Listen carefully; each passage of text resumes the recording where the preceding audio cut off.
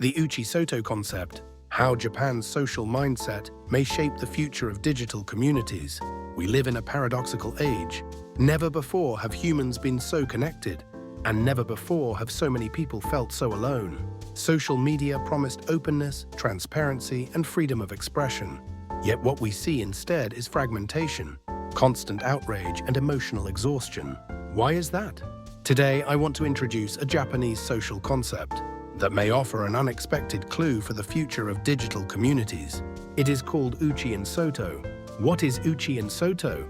In Japanese culture, relationships are not flat or universal. They are contextual. Uchi-ne means inside. Your family, close friends, trusted colleagues. This is where vulnerability is allowed. Soto-wa means outside. Society, strangers, public space. This is where restraint, politeness, and distance exist.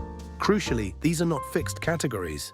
A person can move from Soto to Uchi over time, through trust. This creates something modern society often lacks: psychological boundaries. The Western digital mindset, radical transparency. In many Western societies, especially online, openness itself is treated as a moral virtue. Be authentic. Say what you feel. Transparency builds trust. At first glance, this sounds healthy. But when everything becomes public, something subtle breaks. Private emotions become public weapons. Personal opinions become permanent records. And disagreement becomes conflict. This is what sociologists call radical transparency. When there is no clear boundary between the private self and the public self, the result is not honesty, but exposure. And exposure invites attack. Why online spaces become hostile? On social media, everyone exists in a single collapsed context. Friends, strangers, employers, and enemies all stand in the same room. In such a space, jokes are misinterpreted, emotions escalate quickly, moral outrage spreads faster than understanding. There is no Soto behavior. Everything is treated as Uchi-level intimacy, without Uchi-level trust. That mismatch creates friction. The Japanese alternative contextual identity. Japan's social system evolved under very different assumptions. Instead of assuming that openness equals goodness, it assumes that harmony requires distance. Not emotional distance, but role-based distance. You do not speak to your boss the same way you speak to your sibling. Not because you are dishonest, but because the relationship is different.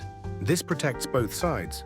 The individual is protected from overexposure. The group is protected from unnecessary conflict. This is social harmony over radical transparency. Psychological boundaries as digital infrastructure. Now let's ask a serious question. What if the problem with social media isn't the people, but the lack of boundaries? Humans evolved with multiple social layers.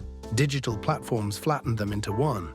The Uchi-Soto mindset reminds us that not every thought needs to be public, and not every disagreement needs to be personal. Rebuilding psychological boundaries does not mean censorship. It means context awareness. Rethinking authenticity. Modern culture often equates authenticity with total self-disclosure. But Japanese culture offers a different idea. Authenticity is not saying everything. Authenticity is behaving appropriately within each relationship. You can be genuine without being naked to the world. This distinction matters because constant exposure burns people out. Boundaries allow people to rest.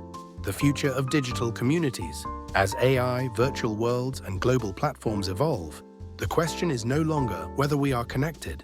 We already are. The question is, how do we stay human while connected? The Uchi-Soto framework suggests a future where digital spaces recognize different social layers. Privacy is contextual, not binary. Public discourse allows distance without hostility. In other words, a world where connection does not require self-destruction. A question for all of us. In a world where we are connected 24 hours a day, should we intentionally rebuild psychological boundaries? Should we relearn how to say, this is public and this is private, without guilt? Japan's ancient social wisdom suggests that the future may not belong to those who share everything, but to those who know when not to. If this perspective made you rethink how you use digital spaces, consider subscribing to Reactor. We explore ideas where culture, technology, and humanity meet. Because the future isn't just about innovation. It's about how we relate to each other,